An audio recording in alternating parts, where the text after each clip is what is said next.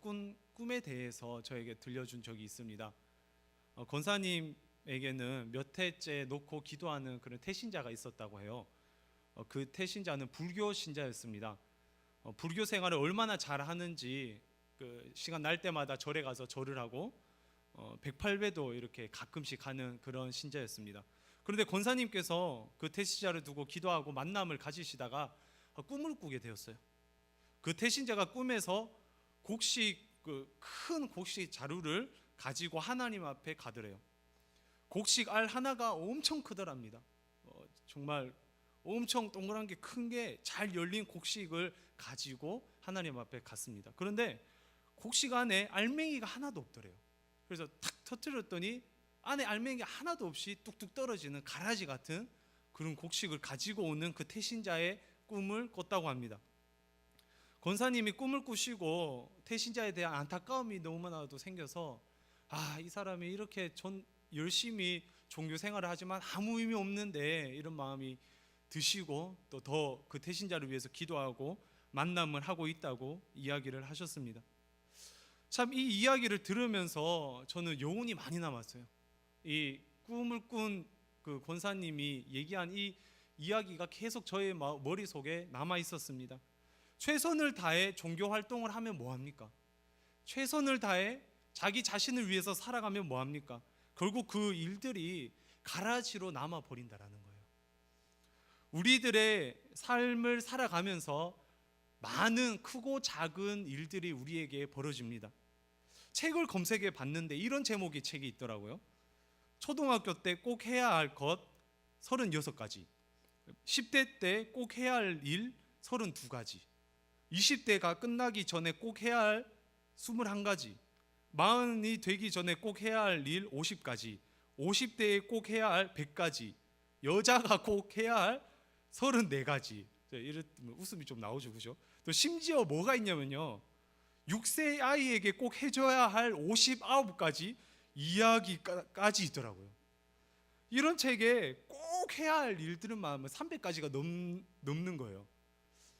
뭐 해야 할 일들이 왜 이렇게 많습니까? 우리들의 삶의 현장도 그렇지 않나요? 해야 할 일이 얼마나 많은지요. 그 가운데 저와 여러분들이 돌아보아야 할 일이 있습니다. 바로 우리는 하나님의 일을 하고 있는가, 이것을 돌아봐야 합니다. 하나님의 일이야말로 그리스도인들에게는 유일하게 의미 있는 일이 됩니다. 우리에게 가장 의미 있는 일은 다름 아닌 하나님의 일입니다.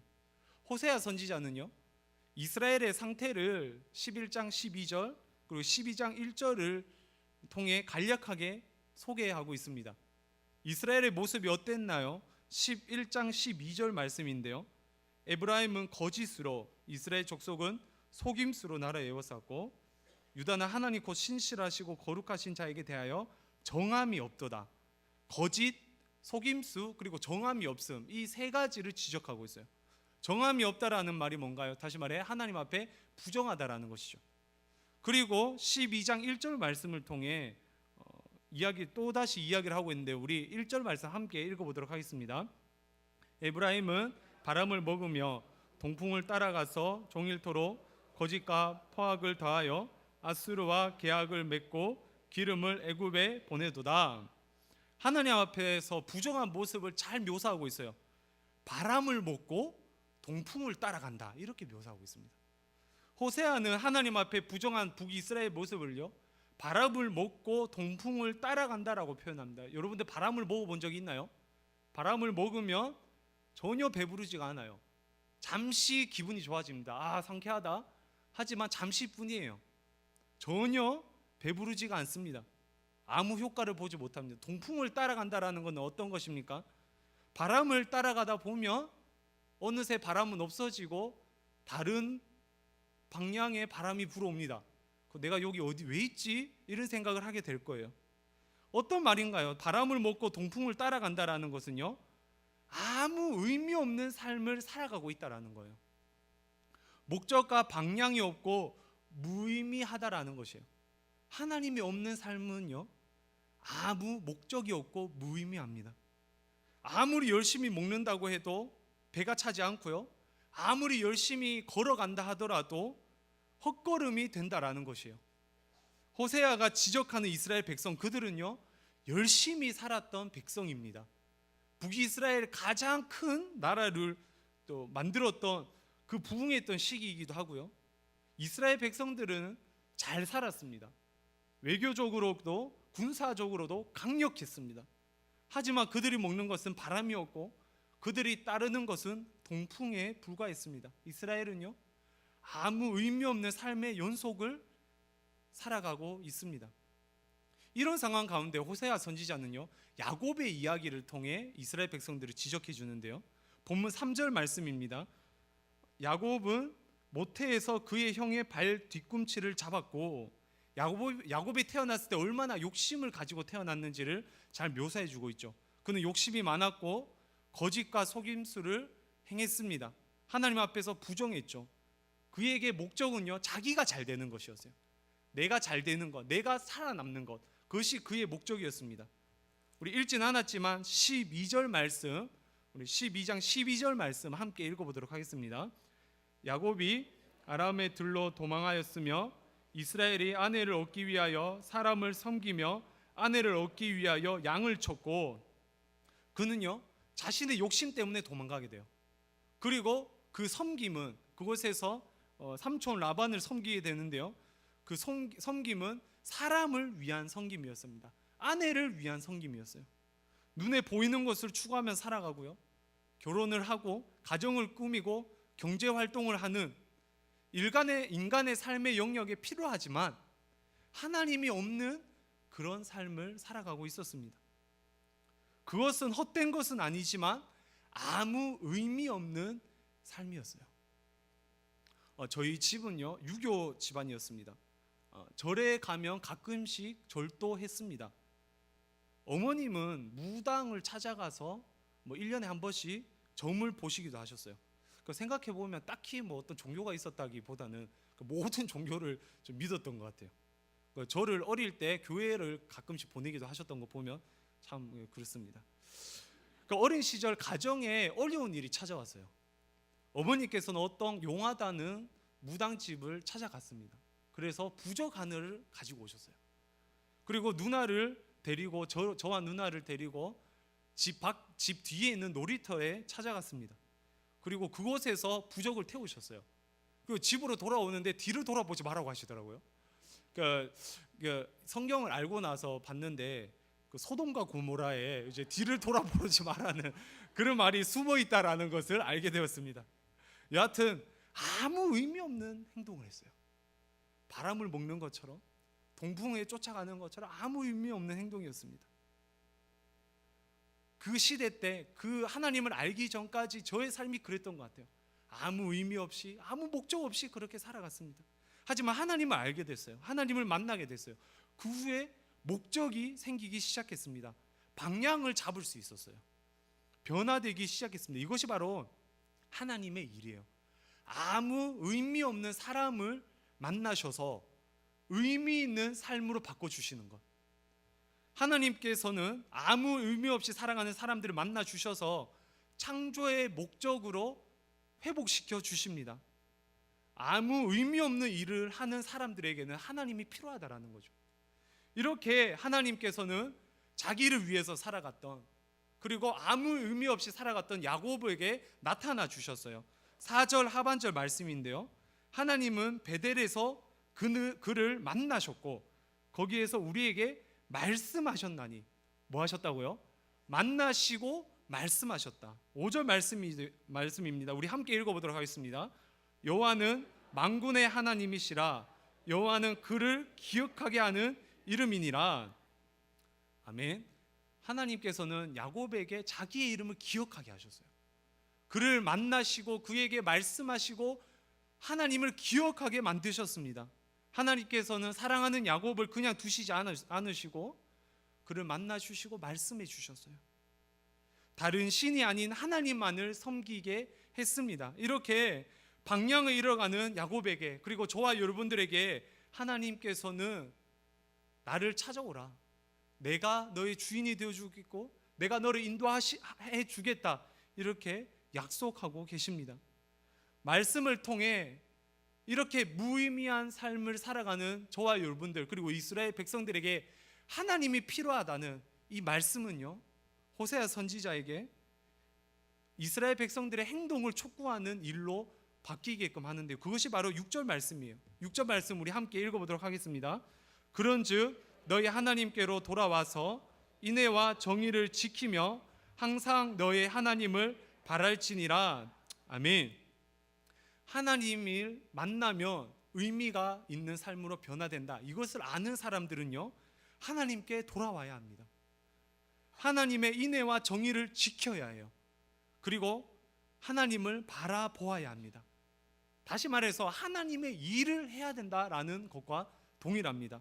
하나님의 일이 무엇인가요? 하나님의 일은요, 하나님과 함께하는 것입니다.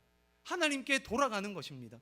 하나님의 말씀을 지키는 것입니다. 하나님을 바라보는 것입니다. 하나님과 관련된 일 모두가 다 하나님의 일이라는 말입니다. 북이스라엘에게 가장 필요한 것은요, 아무 의미 없는 헛된 일들을 버리고 가장 의미 있는 하나님의 일을 추구하는 삶으로 변화하는 것, 그것이 북이스라엘에게 필요한 일이었습니다. 동일하게 저와 여러분들에게 가장 필요한 일이 이것입니다. 하나님의 일을 행하는 것. 일이라고 표현하면요, 가끔 우리는 멍해처럼 느껴지고 짐처럼 느껴질 수 있습니다. 제가 말하고자 하는 일은요, 멍해가 아니고 짐이 아닙니다. 하나님과 함께하는 것, 얼마나 행복한가요? 그것이 바로 하나님의 일이라는 것입니다. 요한복음 6장 28절에는 제자들이 예수님에게 이런 질문을 합니다. 그들이 묻되 우리가 어떻게 하여야 하나님의 일을 하오리이까?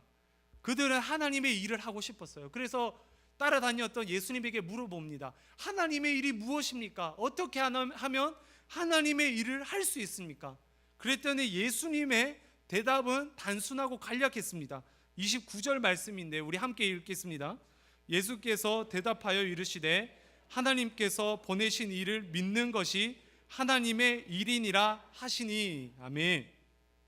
뭐가 하나님의 일이라고요? 하나님께서 보내신 일을 믿는 것, 하나님과 함께하는 것, 예수님을 믿고 예수님을 따라가는 것, 그것이 바로 하나님의 일이라는 거죠. 그것이야말로 인간에게 가장 의미 있는 일입니다. 그리스도인의 존재 목적, 그것은 바로 예수 그리스도를 믿는 일입니다. 예수 그리스도를 믿게 하는 일입니다. 그것이 바로 하나님의 일입니다. 유명한 기독교 신학자 C.S. 루이스는요, 스크루테이프의 편지라는 재미있는 책을 남겼어요. 그 책의 내용은요, 대장 마귀가 있습니다. 그러면 부하 마귀에게요, 편지를 적으면서 성도를 어떻게 유혹하면 된다라고 유혹의 메시지를 전해줘요. 그 책을 통해서 그리스도인들이 어떤 유혹에 약한지를 간접적으로 알 수 있습니다. 그 중에 한 단락인데요, 대장 마귀가 부하 마귀에게 편지를 적어요. 그 편지의 내용은 성도들이 세상의 일과 친구를 선택하는 일, 시간의 중요성, 그리고 커피를 마시며 수다를 떠는 일 등의 행동에 집중하게끔 유혹하자라고 이야기를 합니다. 혹시 여러분들 이 유혹에 당한 적이 있나요? 그 편지를 받았던 거예요. 그런 행동은요, 잘못된 행동이 아닙니다. 사실 우리가 세상의 일을 하고 친구를 선택하고 시간을 중요시 여기고 살아가고 그리고 커피를 마시며 수다를 떠는 것, 이것은요 부정적인 행동이 아닙니다. 가치 중립적인 일들이에요. 하지만 그것에 무방비한 상태로 받아들일 것을 사탄은 유혹하고 있습니다. 반면에 그리스도인들에게는요, 그리스도인답게 살아가는 것을 깐깐하고 속 좁게 살아가는 것으로 여기도록 조종하라고 편지를 적어요. 예를 들면요, 주일 예배 시간을 절대적으로 양보하지 않는 것, 기도하고 전도하는 것에 적극적인 것, 시간을 내서 교회를 위해 봉사하는 것 등의 활동에 대해서 다른 사람이 볼 때 깐깐하고 속 좁고 고지식하게 보이게끔 만들으라고 유혹을 한다라는 것입니다. 그렇게 만들어 버리면요, 시간이 지나서 신앙적인 일을 소홀하게 됩니다. 그리고 별 가치가 없는 일, 친구를 사귀는 것, TV를 보는 일, 그리고 세상의 일, 이 일에 노출되는 것을 아무 의미 없이 받아들여 버리는 거예요. 우리의 삶에는요, 가치 중립적인 일들이 너무나도 많습니다. 이것은 잘못된 행동이 아니에요. 스마트폰 보는 거 그렇게 큰 죄악은 아니잖아요. TV를 보는 거 죽을 정도의 죄악은 아니잖아요. 이것은 가치 중립적인 일입니다. 하지만 딱히 의미 있는 행동이 아니에요. 그런데 그 일들을 아무 고민 없이 해버릴 때, 그리고 세상과 분리해서 살아가는 것을 깐깐하고 속좁게 여길 때, 이것이 바로 우리에게 있어서 신앙에 쓰러지는 한 가지 유혹이 된다라는 말이에요. 현대식 기독교는요, 세상 안에 살아가는 그리스도인을 강조합니다. 그래서 세상에 속해져 버린 그리스도인을 보지 못하게 만들어요. 이것이 바로 현대적 우상이 아닌가요? 세상 안에 살아간다는 핑계로 세상에 속해져 버리는 거예요. 무분별하게 많은 것들을 받아버립니다. 하나님에게 큰 방해가 되지 않는 선에서 세상의 것을 추구해버리는 것이에요. 이것은요, 바람을 먹어버리는 것과 똑같은 일입니다. 동풍을 쫓아가는 것과 동일한 일이에요. 우리는 어떻게 해야 합니까? C.S.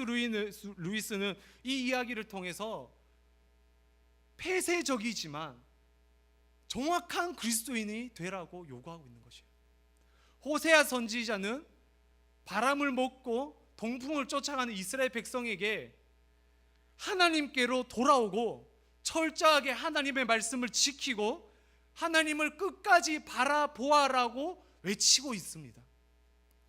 어떻게 해야 하나요? 우리는 하나님의 일에 적극적으로 동참해야 합니다. 하나님의 일을 위해서 마음과 몸과 뜻과 힘을 다해야 해요. 그것이 그리스도인에게 주시는 사명입니다. 그것이 그리스도인의 존재의 목적입니다. 시그니처 스타일이란 말이 있어요. 시그니처 스타일이란 특정한 그 사람을 상징하는 패션을 말합니다. 혁신의 아이콘이었던 애플사의 창업자였던 고 스티븐 잡스, 그리고 페이스북 최고 경영자로 유명한 마크 저커버그 등은 시그니처 패션의 대표 주자들이에요. 스티브 잡스는요, 매우 큰 부자였습니다. 그런데 옷은 항상 동일한 옷을 입었어요. 심플한 블랙 기본 티예요. 리바이스 청바지를 매치하고 뉴발란스 운동화를 신었다고 합니다. 페이스북 CEO이자 젊은 사업가인 마크 저커버그는요, 옷장 속에 회색 티밖에 없다라고요. 그래서 회색 티셔츠만 해도 똑같은 티셔츠가 20벌이 있다라고 합니다. 천재들은 보통 질서가 회복된 단순성을 선호하는데 옷을 입는 습관 역시 단순성에서 비롯된다는 것이 의견이 또 지배적이에요. 페이스북 CEO인 마크 저커버그에게 물어봤습니다. 왜 이렇게 한 옷만 주장하나요? 그랬더니 그는 이렇게 말합니다. 일에 집중하다 보면 다른 옷을 매치해서 입는 일이 집중력을 흐트러뜨릴 뿐이다. 나는 내 모든 에너지를 더 나은 제품과 서비스를 만드는 데 쏟고 싶다. 이렇게 말합니다. 즉 효용의 극대화의 원칙에 따라 옷을 선택했다라는 것이에요. 내가 가장 중요한 것에, 내가 가치 있는 것에 집중하고 나머지는 버리겠다라는 것이에요. 뭘 먹을지 고민 안 하고 뭘 입을지 고민을 안 하겠다. 나는 오직 나의 일에만 집중하겠다. 이것을 말하고 있는 것입니다. 이처럼 성공한 사람들은요, 단순성, 편의성, 그리고 집중성을 이야기하고 있어요. 우리는 시그니처 스타일을 추구하는 이 CEO의 이야기를 통해서 우리의 신앙을 돌아봐야 합니다. 너무 복잡하게 살아가고 있지는 않나요? 너무 일이 많지는 않나요? 오늘 하루도 무슨 일을 해야 될지 정리하고 있지 않나요? 그러면서 하나님과의 관계는 어떤지, 기도의 시간은 얼마만큼 확보됐는지, 그리고 하나님을 전하는 일에 얼마나 노력했는지, 우리는 이것을 돌아봐야 합니다. 하나님의 일이 아닌 다른 것에 에너지를 쏟고 있는 것을 정리할 수 있어야 합니다. 그리고 나의 영혼을 위한 일에 에너지를 쏟아 부을 수 있어야 합니다. 믿음의 조상인 노아는 방주를 만들었습니다. 남들이 보기에 방주를 만드는 것은 매우 의미 없는 행동이었습니다. 하지만 무식하고 별 의미 없는 일처럼 보이는 그 일이 하나님과 함께 할 때, 하나님의 일이 될 때 의미 있는 행동이 되었습니다. 모세는 어땠나요? 모세는 바로의 공주의 자리를 버렸습니다. 그 수많은 똑똑한 지식들과 그 유명한 자리를 버리고 이스라엘 백성들을 인도합니다. 그 일이 어땠나요? 이스라엘 백성들은 항상 불편해요. 모세의 가족들 또한 그를 불평합니다. 그들을 배신해요. 결국에 그는 약속의 땅 앞에서 바라만 보다가 죽음을 맞이합니다. 눈에 보이는 목표를 성취하지 못했습니다. 그 죽음은 실패했나요? 아니에요. 모세는요, 하나님의 일을 했기 때문에 성공적인 삶을 살았습니다. 베드로는 또 어땠나요? 그는 어부였습니다. 배와 구물이 있었어요. 대대로 어부였습니다. 아버지도 어부였어요. 그는 어부의 일을 하며 넉넉하게 잘 살아갈 수 있는 사람이었습니다. 하지만 예수님을 만납니다. 예수님을 따라갑니다. 모든 것들을 버려두고 예수님을 따라갑니다. 왜 그렇게 하나요? 나를 따르라, 너를 사람 낚는 어부가 되리라. 예수님을 만났기 때문이에요. 가장 의미 있는 일이 예수님을 따라가는 일임을 알기 때문에 그는 모든 것들을 버려두고 예수님을 따라갑니다. 우리 주 예수님은 어땠나요? 예수님은 항상 십자가를 향해 가셨습니다. 주님이 십자가에 달려 돌아가실 때 그를 추종했던 모든 제자들도 도망갔어요. 외롭게 주님은 십자가에 달려 죽으셨습니다. 어떤 자유주의 신학자들은요, 그 십자가를 실패의 신학이라고 얘기해요. 왜냐하면 성공적인 어떤 그런 눈에 보이는 성과가 없었다라고 평가하기 때문입니다. 실패했습니까? 아니에요. 예수님의 십자가의 죽음은 창세 전 하나님께서 우리를 구속하기 위해 계획하셨던 하나님의 일이었습니다. 하나님의 일이기 때문에 그 십자가의 사건은요, 인류 역사상 가장 가치 있고 의미 있는, 인류 역사상 제일 많은 사람을 변화시킨 사건으로 기록되어 있습니다. 지금도 그 일 때문에 사람들이 변하고 있어요. 어떠한 일도요, 하나님의 일보다 가치 있을 수는 없습니다. 아무리 우리가 눈에 보이는 일이 있다 하더라도요, 그 일은 하나님이 일이 아니라면 아무 가치가 없는 동풍을 쫓아가는 일입니다. 하지만 눈앞에 보일 때, 눈앞에 보이기에 아무 성과가 없다 하더라도, 아무런 결실이 없다 하더라도 하나님의 일이라면 그것은 우리가 하는 가장 의미 있는 일이 됩니다. 우리의 기도가 그렇습니다. 우리의 전도가 그렇습니다. 우리가 찾아오는 이 예배의 시간이 그렇습니다. 하나님의 일이기 때문에 가장 의미 있는 일이고 가장 가치 있는 일이 됩니다. 가장 의미 있는 일, 하나님의 일이라는 이 메시지가 저와 여러분들의 삶의 현장에 그렇다면 어떻게 적용할 수 있을까요? 첫 번째로요, 우리의 삶의 현장에 하나님의 일이 날마다 성취되어야 합니다. 이것은 나의 삶의 현장에 하나님의 일이 성취되는 것을 말합니다. 우리의 삶을 돌아봐야 합니다. 우리는 얼마나 하나님의 일을 하면서, 하나님의 일을 추구하면서 살아가나요? 하나님의 일이 뭔지 모르겠나요? 오늘 6절 말씀에 나오고 있습니다. 하나님께로 돌아와라. 인애와 정의를 지켜라. 항상 너희 하나님을 바라라. 이것이 바로 하나님의 일입니다. 우리의 삶의 현장에서 하나님을 구하고 하나님을 찾고 하나님의 문을 두드립시다.